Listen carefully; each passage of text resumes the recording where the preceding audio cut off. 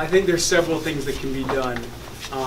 In addition to echoing what Kathy's saying about the need for sensitivity training, I think as importantly, or perhaps more importantly, it's building into the process of leadership, making sure that we have definite targets, that we have definite incentives and disincentives for appropriate behavior.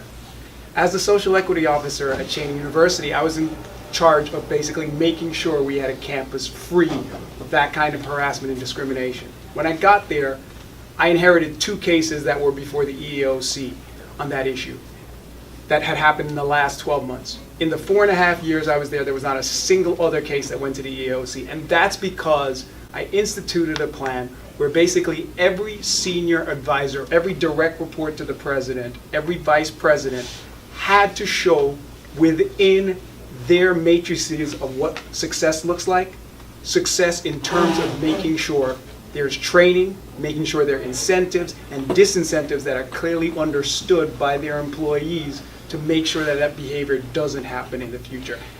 And one additional thing is, I think power is part of what the problem is. The idea of power now, we have a broken system where the 2 parties, their only goal is power and keeping power from others. Power is a gift that we get from the citizenry. It's us saying we value your voice and we're going to protect your voice. And that, I think, is the biggest shift that needs to happen. Leaders need to remember power comes from the people. They do not have power. We are here at your will.